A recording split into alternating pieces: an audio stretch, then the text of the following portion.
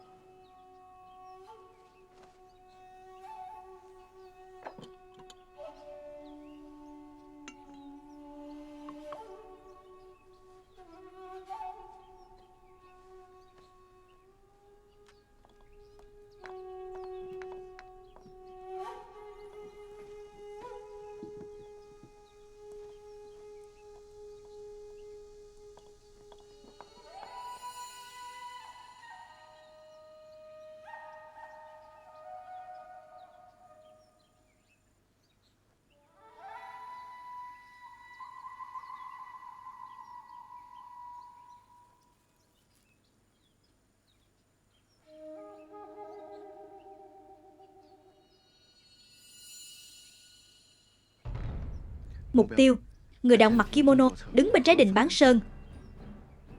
Khoảng cách 323 m. Tốc độ gió cấp 5, thổi từ Tây sang Đông.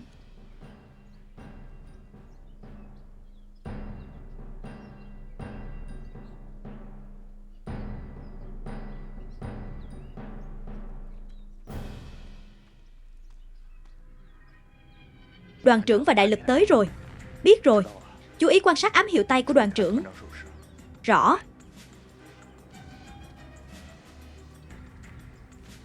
Rõ.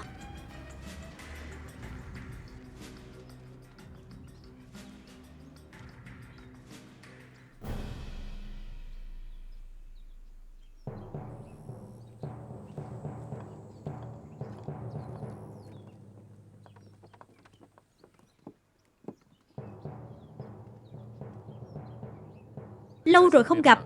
Vệ quốc.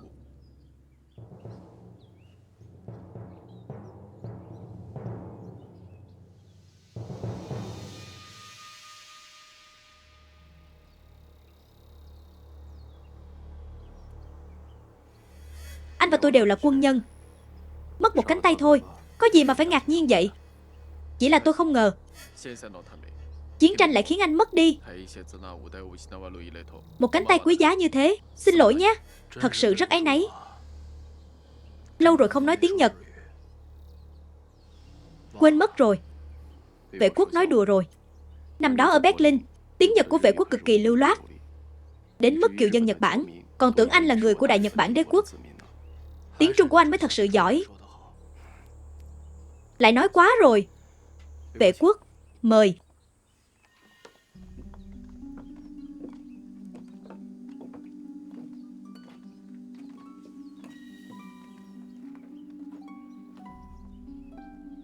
Vị này là thuộc hạ của tôi, Miyamoto Shigeru. Rất hân hạnh được gặp chu vệ quốc quân. Tôi là Miyamoto Shigeru. Mong được chỉ giáo. Nhất định rồi. Vệ quốc, không giới thiệu sao? Người bạn bên cạnh anh. Nói cho họ biết tên cậu đi. Tôi tên Dương Đại Lực. Dương Đại Lực. Tên hay đấy. Đúng người đúng tên. Đại Lực, người ta khen cậu khỏe đó. Tên Nhật này đúng là thú vị thật. Tôi còn chưa xé hắn ra làm đôi. Sao hắn biết tôi khỏe chứ? Vệ quốc, mời ngồi.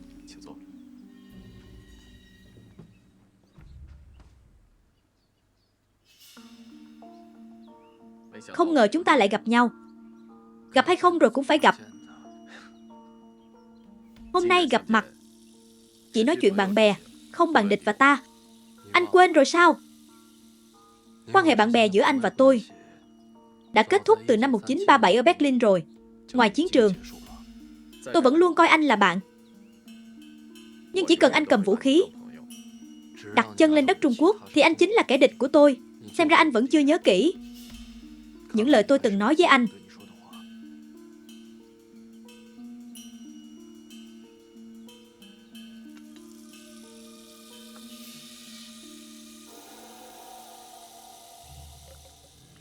Trong trà kinh có nói, nước pha trà tốt nhất là nước suối núi, kế đến là nước sông, kém nhất là nước giếng.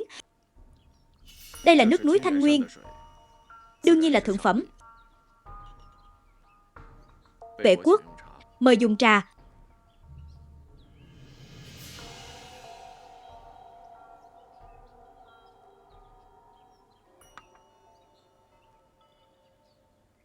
Takeshita, anh giết người quá nhiều.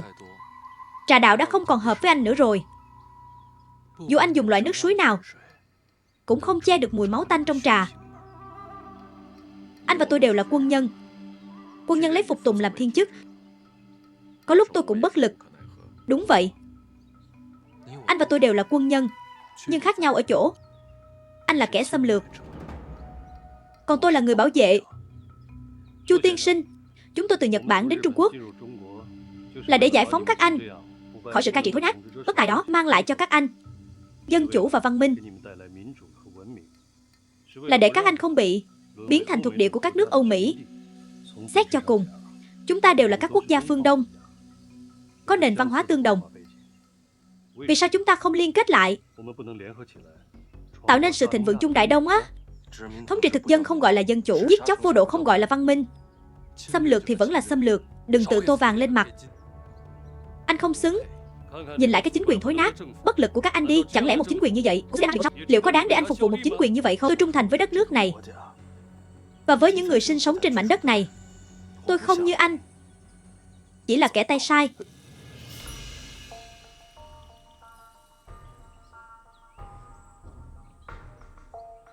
Vệ quốc, đã 5 năm rồi kể từ lần gặp trước.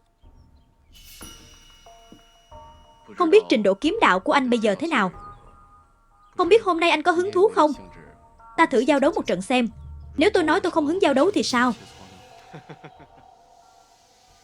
Sợ rồi à? Tôi sợ tôi không kiềm chế được và chém anh mất. Khách đến từ xa, anh cứ chọn trước đi. Takeshita, mỗi tấc anh đang đứng bây giờ đều là của Trung Quốc. Chúng tôi mới là chủ ở đây. Huống chi, giờ đây, giữa chúng ta đâu còn chuyện chủ khách gì nữa.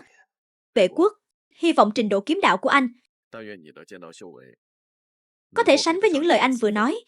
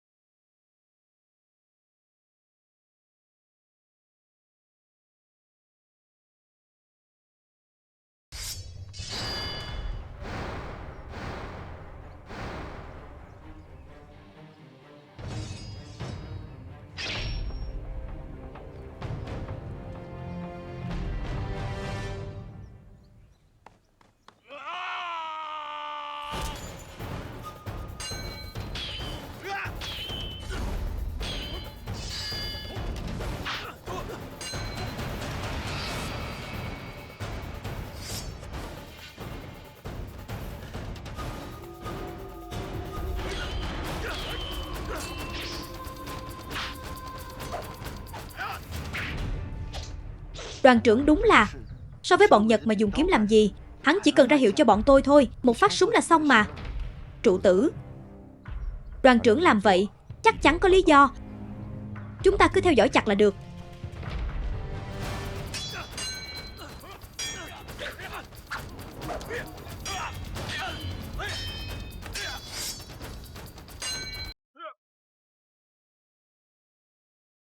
Đừng động.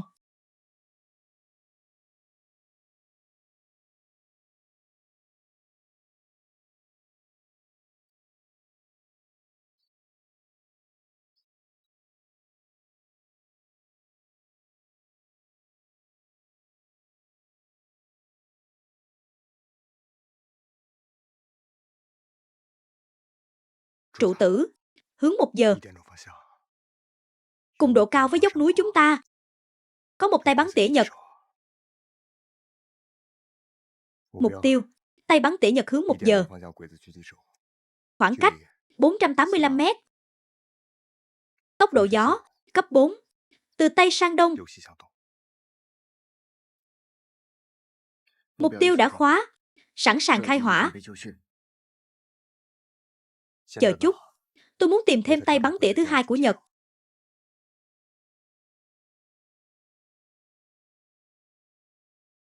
Không phát hiện tay bắn tỉa thứ hai. Anh Thủy Sinh, để tôi khai hỏa đi. Tôi sợ nếu không bắn, hắn sẽ bắn vào đoàn trưởng. Thế thôi. Chờ tôi hô bắn. Anh bắn ngay. Bắn xong lập tức núp. Đừng ngẩng đầu. Rõ.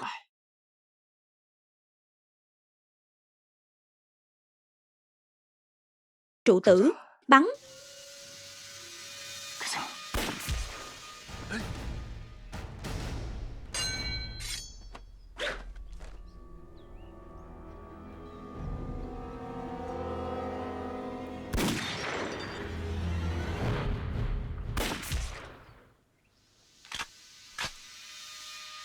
Trụ tử, tiếp tục theo dõi. Giao bọc, tôi không dạy anh điều này. Cảm ơn đã pha trà cho tôi. Vệ quốc, tôi nhớ anh từng nói, ngày nào đó gặp nhau trên chiến trường, anh sẽ không nương tay. Giờ dao đang áp cổ tôi. Chỉ cần anh khẽ lướt qua động mạch cổ, anh có thể thực hiện lời hứa. Trung Hoa là đất nước lễ nghĩa. Dù chúng ta không có quan hệ thầy trò, kiếm thuật của tôi thật sự xuất phát từ anh. Tôi sẽ không dùng nó để giết anh. Đại đội trưởng, nói đạo lý với loại người này làm gì? Nếu là tôi đã chém sạch từ lâu. Vệ quốc, tôi thật sự không muốn làm kẻ thù của anh. Anh thật ngây thơ. Tôi cũng không muốn làm kẻ thù của anh. Chúng tôi, người Trung Quốc, không ai muốn làm kẻ thù của người Nhật. Nhưng hiện giờ, chúng ta là kẻ thù. Hôm nay không giết anh, không có nghĩa là ngày sau gặp chiến trường cũng vậy. Tôi không muốn mạng anh. Đây có phải là một thỏa thuận không? Cũng được coi là thỏa thuận. Vậy thì, hãy giữ mạng mình. Tôi nhất định sẽ đến lấy. Anh cố hết sức, tôi cũng sẽ hết sức. Nhớ kỹ nhé. Tôi không muốn bắt sống. Đại lực, đi thôi.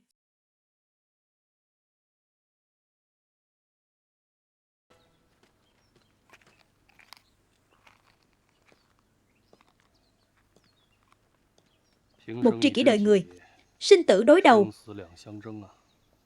11. Làm anh vất vả rồi. Lưu chủ quá khách sáo. Anh đã bố trí bao nhiêu tay bắn tỉa? 4 người. Nếu tôi đoán không nhầm, tôi lại mất 4 tay bắn tỉa nữa. Xin lỗi lưu chủ. Hoàn toàn là lỗi của tôi. Giấu lưu chủ để làm việc này. Tôi hiểu cách làm của anh. Nhưng tôi hy vọng anh hiểu rằng mục tiêu của chúng tôi không chỉ là Chu Vệ Quốc, mà là toàn bộ lực lượng Bác quân ở núi Hổ Đầu. Tôi hiểu rồi.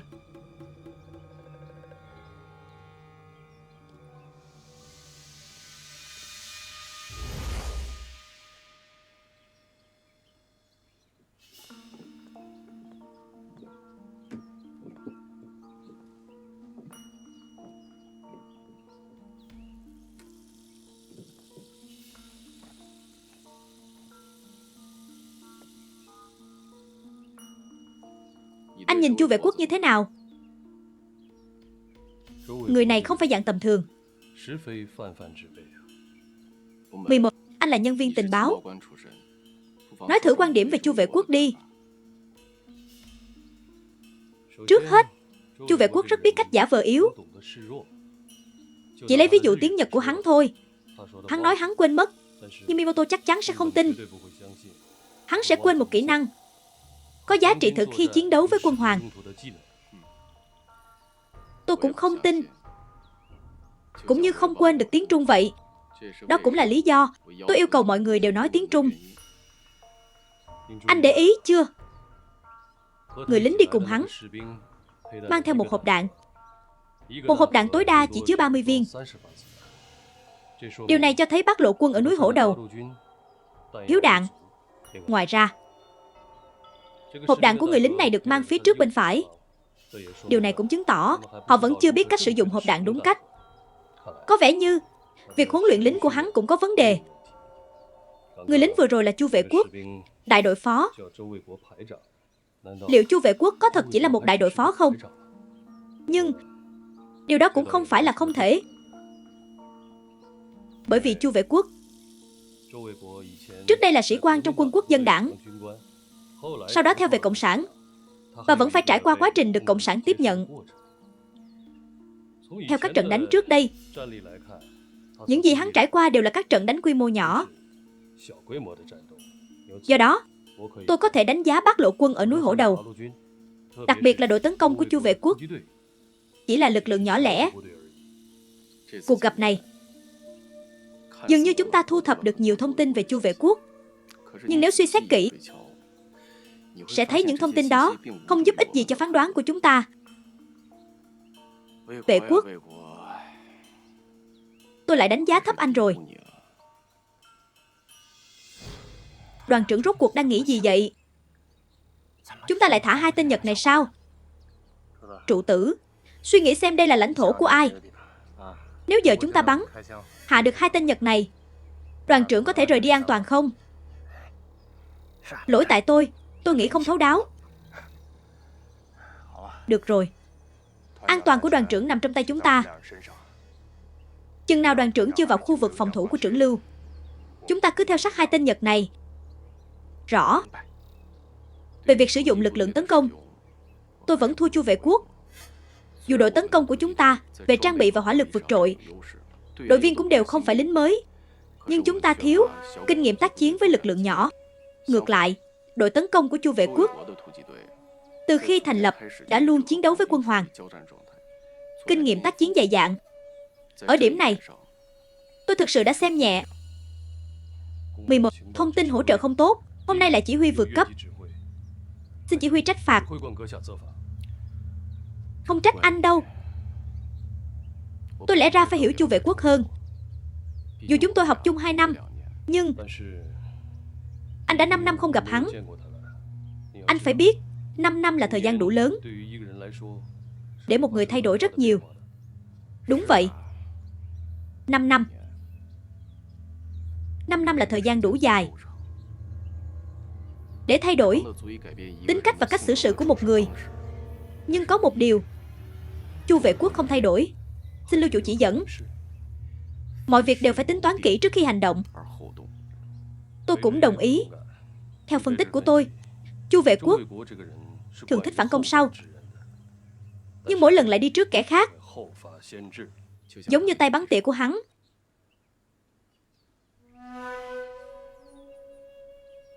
Bạn bên kia, cảm ơn đã nương tay.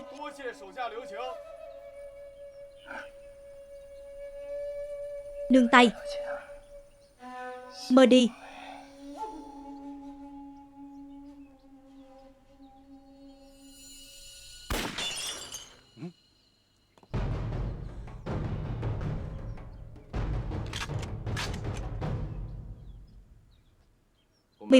Đạn ríp 6,5mm của Tomozaka có thể xuyên qua anh rồi chúng tôi. Nhưng vẫn cảm ơn anh đã bảo vệ tôi. Tôi sợ hãi. Lưu chủ địa vị cao quý, chỉ trách tôi chăm sóc không chu đáo mới khiến Lưu chủ rơi vào nguy hiểm. Chuyện này không phải lỗi của anh. Nếu có trách thì trách tay bắn tỉa của Chu Vệ Quốc quá đỉnh. Xin Lưu chủ xử phạt. 11. Mời ngồi. Ngồi xuống đi.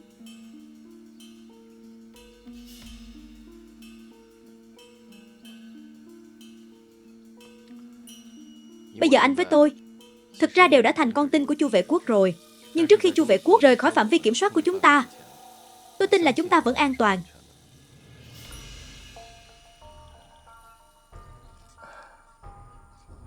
Trụ tử, tôi đoán nhé, chừng nửa tiếng nữa đoàn trưởng sẽ vào được khu phòng thủ của Lưu doanh trưởng.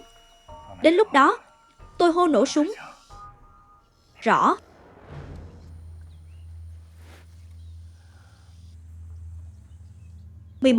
Anh tin tôi không? Lưu chủ, thuộc hạ chưa từng nghi ngờ ngài. Tốt, nghe kỹ từng lời tôi nói. Nhớ kỹ, tuyệt đối đừng cử động. Dựa vào âm thanh lúc nãy, khi tôi đấu giao với Chu Vệ Quốc, bên hắn chắc có 2 tay bắn tỉa. Dựa vào điểm đạn bắn vào chùm gốm, hai tay bắn tỉa đó ở hướng 12 giờ của tôi. Sau lưng tôi hai cột đá, mỗi rộng khoảng 40 cm. Nếu một người trưởng thành nén người sau cột thì phần thân lộ ra. Đến tay bắn tỉa xịn nhất cũng không bắn trúng. Khi tôi đếm tới 3, hai tách ra hành động. Mục tiêu, cột đá phía sau. Thuộc hạ rõ. Theo thỏa thuận của tôi với lữ đoàn trưởng cận vệ, nếu sau 1 tiếng không có tin của tôi, sẽ có 2 đội đột kích và ít nhất 3 trung đội quân Nhật kéo tới đây. Lần gặp Chu Vệ Quốc này, tôi không hề muốn đối đầu với anh ta, cũng không muốn quân Trung Quốc ở Thanh Nguyên thừa cơ xông vào. Đối đầu với bạn tốt nhất, dù sao cũng phải nói rõ mặt đối mặt. 11. Hai phải núp sau cột. Suốt 1 tiếng. Thêm 1 tiếng nữa sẽ tới lượt tay bắn tỉa của Chu Vệ Quốc bị săn.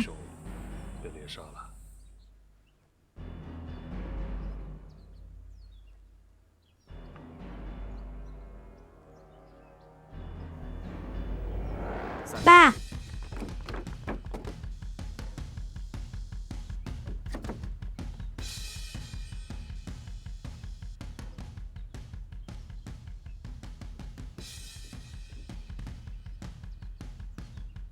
Trụ tử, đừng nhúc nhích.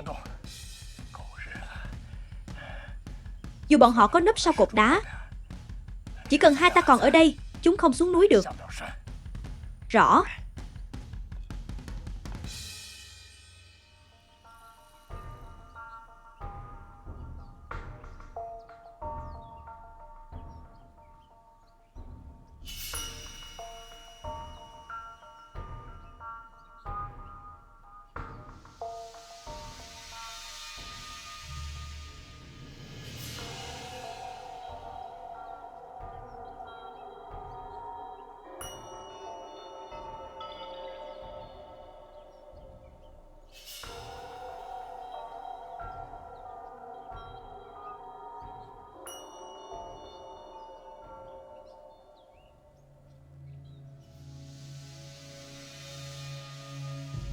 Trụ tử, đoán là đoàn trưởng đã vào được khu phòng thủ của Lưu doanh trưởng.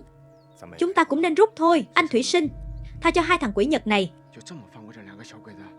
Quá hời cho chúng rồi. Hai thằng chỉ huy Nhật đó giờ đang núp sau cột. Ta cũng không làm gì được. Coi như tụi nó hên. Đoàn trưởng an toàn rồi, ta cũng rút thôi. Trời vẫn còn sáng một lúc nữa. Đợi quân Nhật Đông kéo tới thì hai ta không chạy nổi đâu. Trụ tử, rút.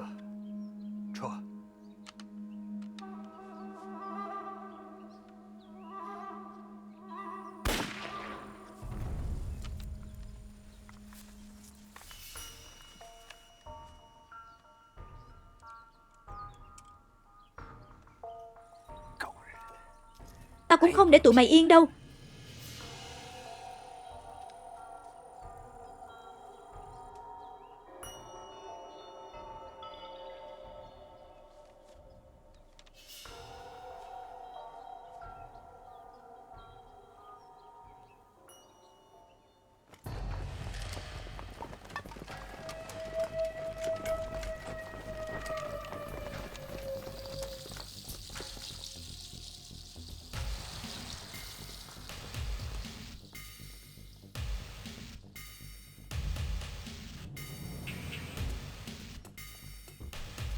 Nổ.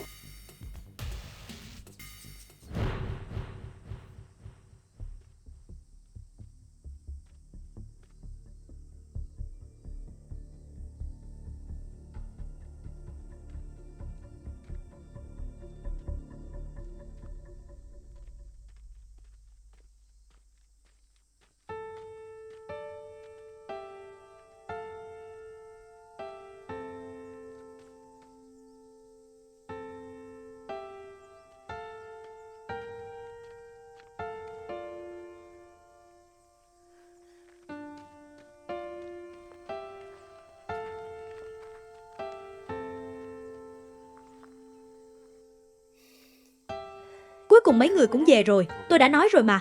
Không sao đâu. Không sao thì không sao. Sau này đừng làm người khác lo vậy nữa.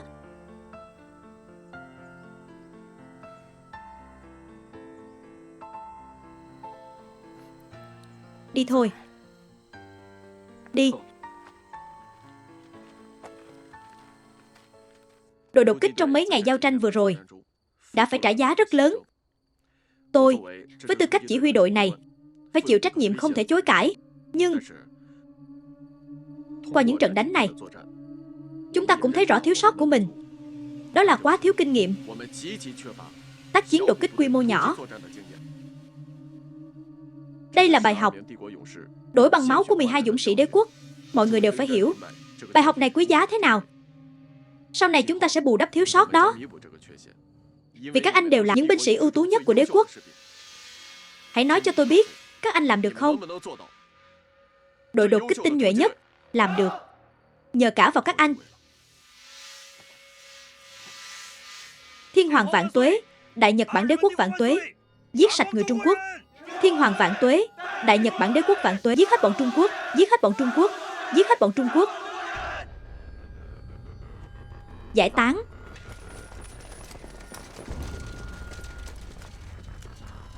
Thưa chỉ huy, thiếu kinh nghiệm thực chiến phải được bù đắp trong trận đánh.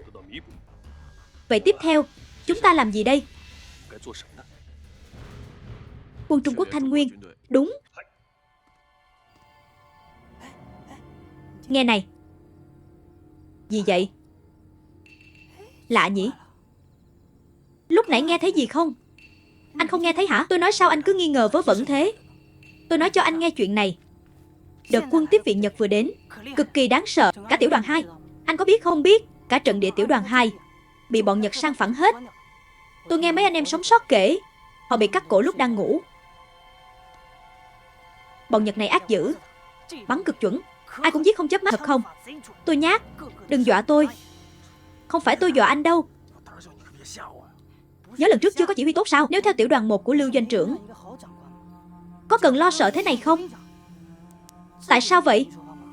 Chuyện này anh không biết. Tiểu đoàn Lưu doanh trưởng này là Bác Lộ Quân ở Hổ Đầu Sơn, là em trai Chu Vệ Quốc đó. Chu Vệ Quốc là vị chỉ huy Bác Lộ Quân đánh Nhật khét lẹt. Chỉ huy Bác Lộ Quân Chu Vệ Quốc đó. Hổ Đầu Sơn quanh trăm dặm, sao còn có Chu Vệ Quốc thứ hai?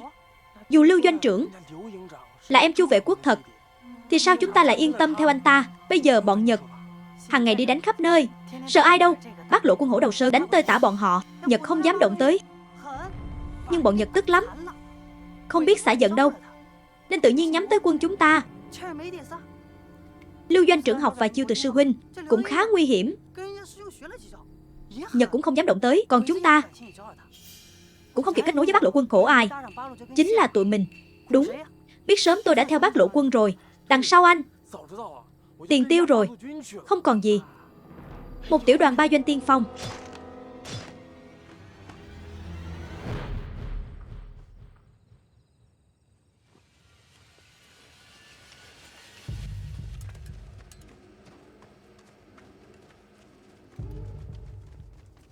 "37 người đêm qua đều chết.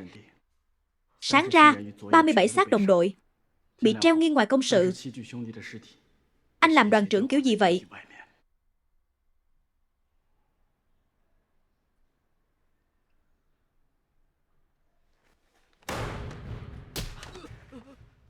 Mới mấy ngày thôi. Mất trận địa Thanh Nguyên chưa đủ, giờ bọn Nhật đã lẻn tới ngay dưới mắt, lấy luôn các trạm tiên phong. Tôi tiền đổ sông, tiền đổ sông, tiền đổ sông. Đổ sòn nghe tiếng.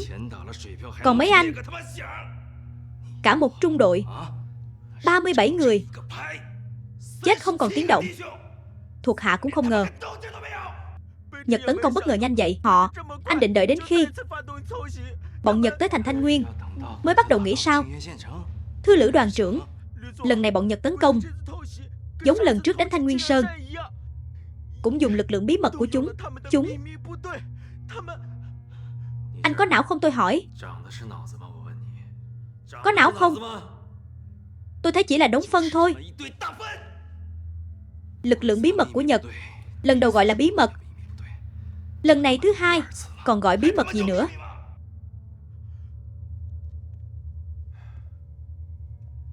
Mất trận địa Thanh Nguyên Sơn, chết một doanh trưởng. Lần này, tao không ca chết thêm một đoàn trưởng nữa. Lữ đoàn trưởng, mở khoang dung. Mở khoang dung đi. Lữ đoàn trưởng bình tĩnh. Lần này không phải là sơ suất của đoàn trưởng Yên. Tôi đã xem trận địa của họ, phòng thủ rất chuẩn. Lần này là bọn Nhật quá xảo quyệt.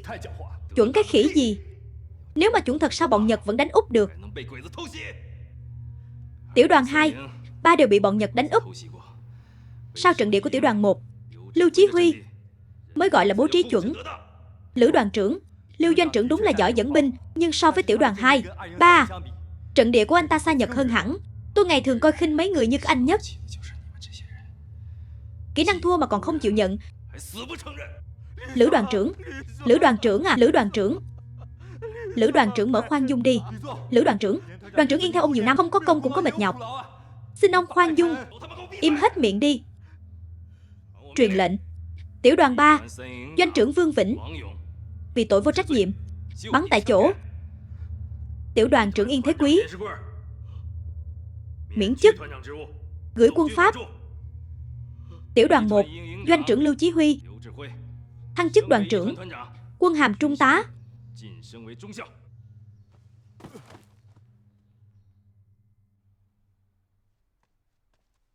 Ngồi đi, đừng khách sáo.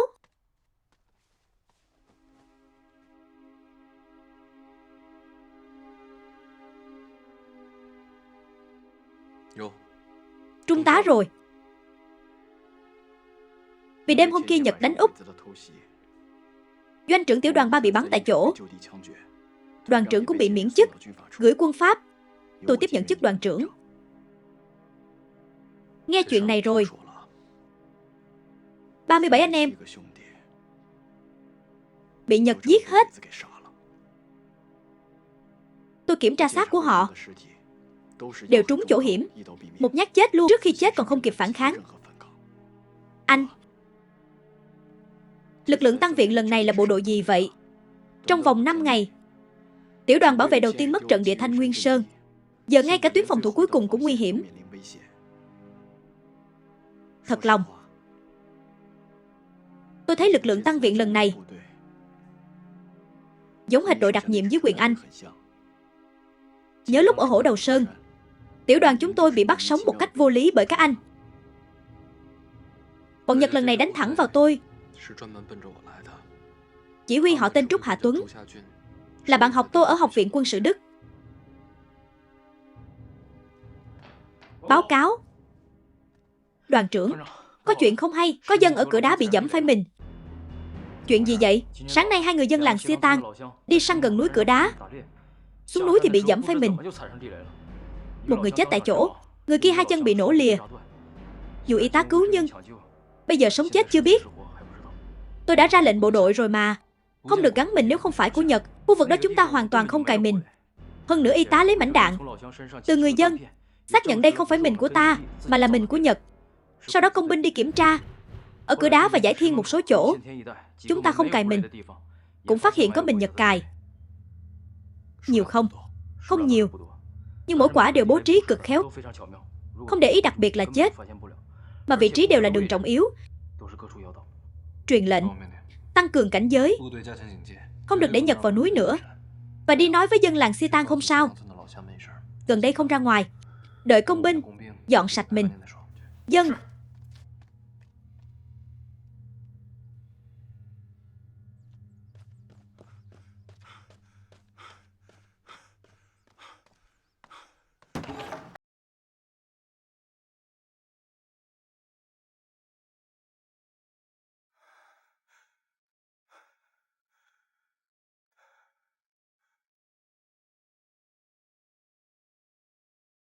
Trưởng phân đội.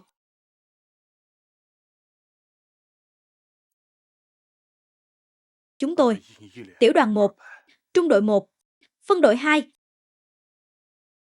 Đêm qua, khi vượt lằn rào, bị Nhật phát hiện,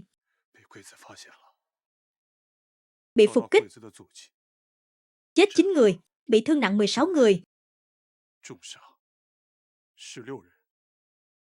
Bộ đội bị buộc rút lui.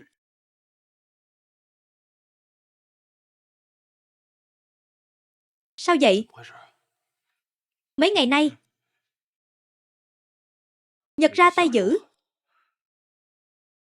Tôi muốn dạy bọn Nhật một bài. Đêm qua tôi cho phân đội 2 vượt rào. Ban đầu chỉ muốn bọn họ đánh úp một, chỉ chừng 10 mấy tên canh tháp. Nhưng không ngờ, phân đội 2 vượt rào, bị bọn Nhật phát hiện. Sao phân đội 2 vượt lằn rào mà bị Nhật phát hiện được vậy?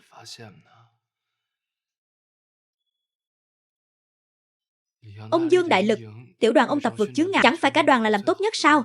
Trưởng phân đội, tiểu đoàn chúng tôi tập vượt chướng ngại tốt thật. Đúng là vậy. Nhưng tôi cũng không ngờ, hào trắng mà trước đây chúng tôi vượt thoải mái, hôm qua lại bị Nhật bơm nước vào. Phân đội 2, trung đội 1 vượt qua lưới thép, vừa xuống hào, tiếng nước khuấy lên làm bọn Nhật ở tháp canh chú ý. Bọn Nhật ngoài súng máy còn có ống phóng lựu.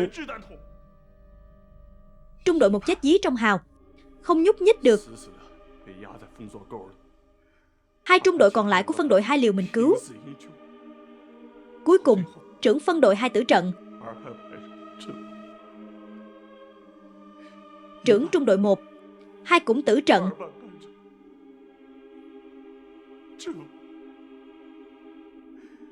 Trưởng phân đội, ông xử lý tôi đi.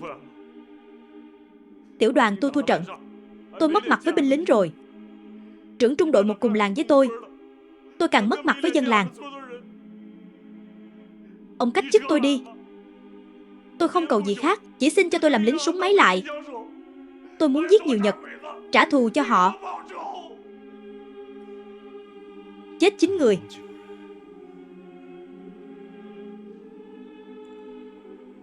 Bị thương nặng 16 người.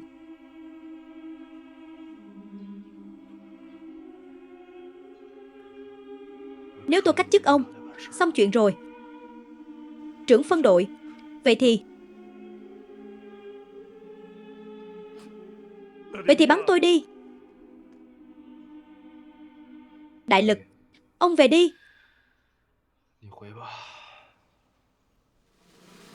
Lần sau tôi cho Triệu Kiệt dẫn đội trực thuộc, hỗ trợ các ông hành động. Trưởng phân đội, ông bắn tôi đi. Dương đại lực, đồ khốn nạn. 9 mạng người, bắn ông là xong hết. Ông có biết bây giờ phải làm gì không? Ông về dẫn tiểu đoàn 1 cho tôi tốt.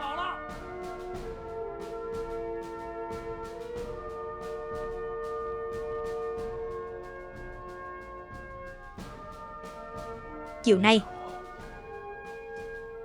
tôi trực tiếp đến doanh trại các ông. Tối nay hạ cái tháp canh đó.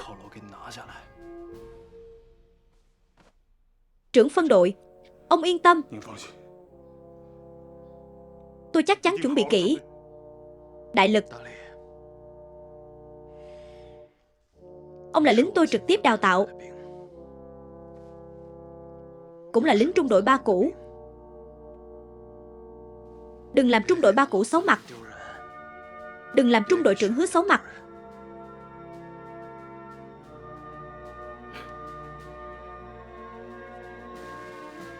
Trưởng phân đội, tôi sẽ không làm anh hùng Liên Dương làng xấu mặt,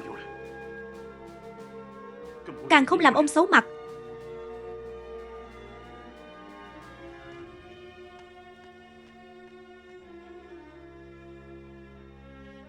Nhị Ngưu, đến. Cho Triệu Kiệt dẫn đội trực thuộc đến báo cáo với đoàn. Dân. Hiệu quả không bình thường đâu. Bây giờ, quân Trung Quốc ở Thanh Nguyên đang tự lo không xong. Bắc Lộ quân ở Hổ Đầu Sơn cũng bị chúng ta vây hãm. Chỉ trong vài ngày, tình hình an ninh ở Lai Dương cũng cải thiện rõ rệt.